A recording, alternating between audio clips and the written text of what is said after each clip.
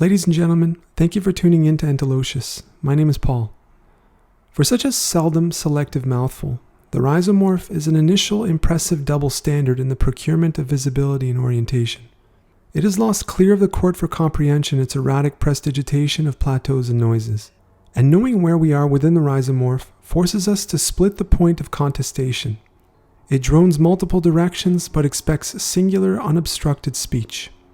Now, to me, the crux perforce of the rhizomorph is this feature exactly, its double vision, its Faustian wreck. For every gradual causation, sequel placeholder ramifications emerge, prevail, and subvert the productive centrality of the original drive and clarification, and they displace it for false pretense of having looked over too carefully. That is, of having taken wrongful onus for vision itself. It is not exclusive to paranoia, knockouts, nor delirious psychedelic experiences seeing things twice, but instead a classic parable of rhizomatic industry.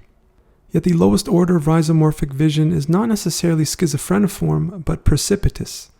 If to see the rhizomorph we look up, to collect its contingencies we look into, and in causal terms we are often looking abysses. And an abyss has so few offers it can be impossible to prize detail. We do not tend to see the void for its tangible constructions. Within these constructions, what we might call the organs of the body, there are spontaneous declensions, which are kinetic, significant, and irretrievable. And counterintuitively, these pull together immense causal structure. They are living rhizomorphic perils. They are gilded, mutagenic, and whole. We might call them deeks or knuckleballs. They are motor actions committed to dial which seem perpetually at the last minute, turned over for their immaculate perception but egregious imprecision. They are duplicitous and inherently far-reaching, incapable except at their last breath or final second, and for these reasons they are binoculars. History is replete them, but for now let us stay where we are. The family avows both mortality and the desire for vision not merely to see again, but to see itself. Thus the family is a false identity for vision to correct. But the senses nurtured we are to the hands of family betrayed us, and we often feel resentful of the world for this very reason. And the primordial politic of the family convinces us the world is responsible for failure on account of its similarly familial ethic. Such is our law since more recently we expect merely to blink and to see things twice. We expect to see two mothers for the solace of twin credible peaks. To see two fathers for the promise, twice reassured, of liberation factor to pull and spill, as sure as an alcohol content. We desire upheaval before we are able to walk straight. Further, the familial ordinates dignity, and paradoxically rhizomatic dignity is roused and exchanged for its surfeit at every occasion. And this is the public or virtual backlog slowing the scare of trans-Oedipal betrayal, or that is the return of castration, incest, and self-direction, as opposed to their eternal external prevarication. Senseless dignity is a rather merciless contest, so I offer instead we should become more familiar with our senses. I have mentioned vision already. Broadly, in the total interoception of mind, psychoelectrical traces are, at their transcendent apogees, collected obversely to initial cataplectic representations, and their retention is gathered to mean perpetual rediscovery and chastening of the form. Smell is responsive and inert, entirely dependent to stimuli, whereas touch, temperature, and pressure are hardwired to be implacable, and are for the most part codependent to themselves. Neither of these sense collections can be duplicitous. Hearing, which is most similar among the senses to vision, is best knowable through music, and when we listen to music, the music distributes current, so to speak, at arm's reach, and connects back its excess to peripheral stratifications. Similarly, just like the game of one-track language and trackless melody, if in one eye we harbor profound extrapolations, the singular object dwells in the other, and desire extenuates their intermediate struggle. Next, our senses together, we often find them personalized different places, and this personalization is the first formal group exercise. It is the starting point for losing sight of ourselves. Unsurprisingly, it is also the introduction to institutional milieu. But whereas Goffman argued the institutional arrangement does not so much support the self as constitute it, I prefer to think the institutional arrangement tarnishes and mollifies the self existent purely to institutional precedent, which means I believe sense constitution to be complete perfection, and anything to its ladders inappropriate and deceptive. Further, the self to which the institutional system is accustomed is repetitive, but moral experiences are not. And thus also in my theory, moral emergence predicates subsistence not only of sense constitution, but self-practicability. Self-practicability from this duplicitist position produces tendentious reservations and marginalizations. And from these two sources of construction alone, we discover terrifying invention and enumeration. We find every last connived cultural memory. I liken the form to an escalator subject to reiteration of infernal descent, but where stages are, unlike to Dante Alighieri or Judeo-Christian lots, immaterial. The highest steps expect inclusion from adaptation. Take the way the world has adapted to COVID. Economically speaking, the responsive dispersal of world economic bursaries, allowances, credits, industrial backups, industrial compensations, and standards of trade and mobility has been, undoubtedly, one of the most remarkable feats in human history. But this quality has been notoriously belied, or connived, or duplicated by the once-in-a-century property and, obviously, the disaster property. Financial crises are similarly effectual, but this parallel is arguably provocative if we reason millions of singular human deaths are both more worthy and more important than millions of lost individual dollars.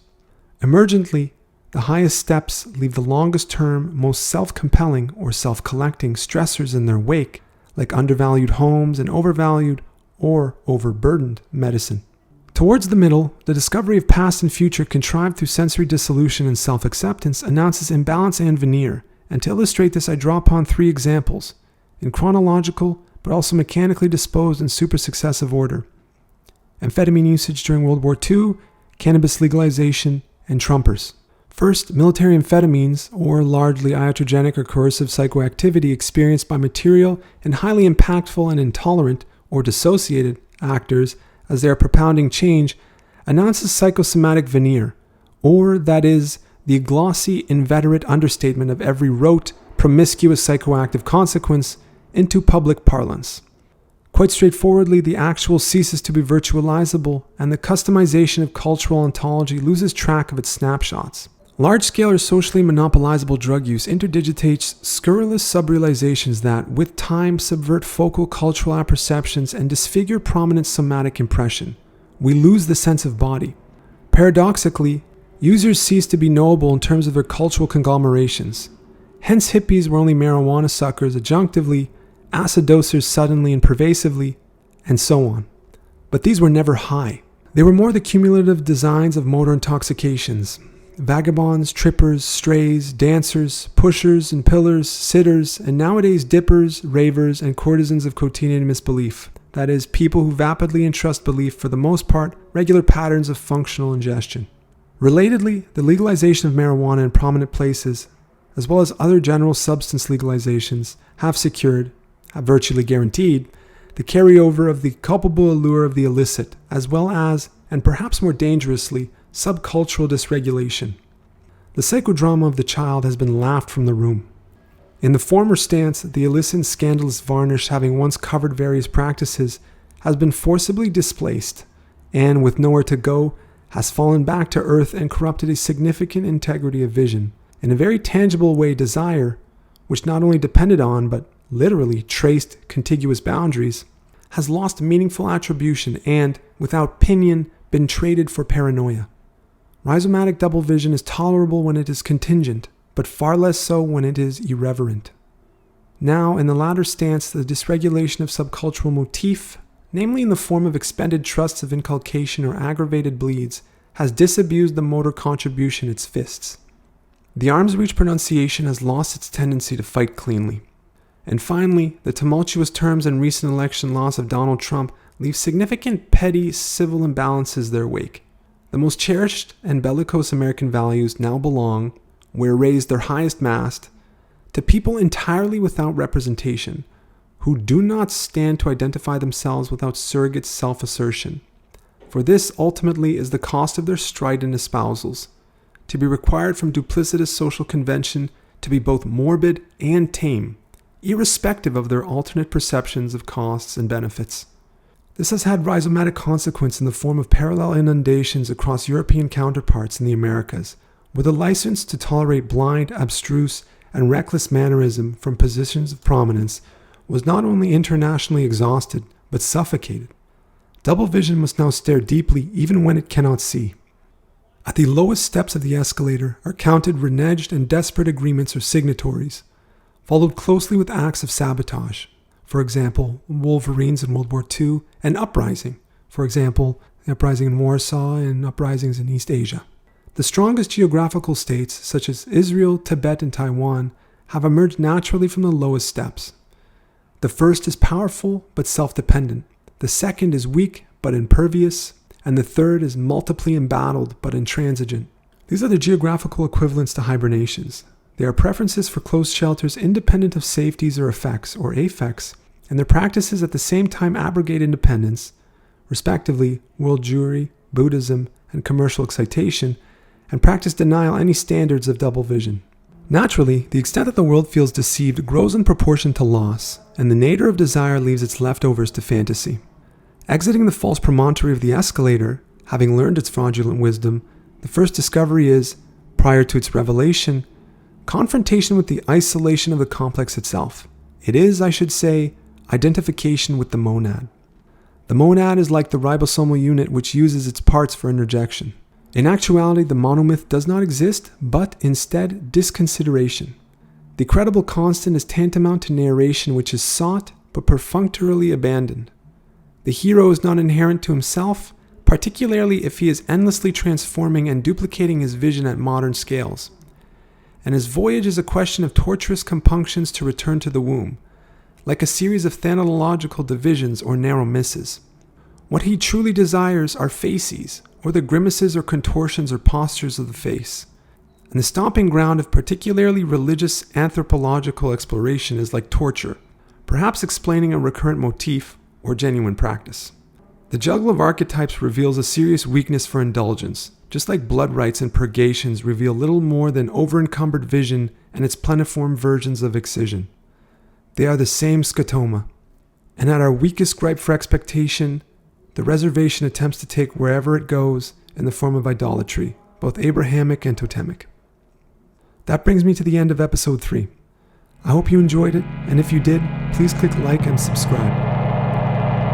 I encourage opinions, discussion, and suggestions in the comments below, particularly if you know any rhizomatic scholars or theories deserving of attention or integration.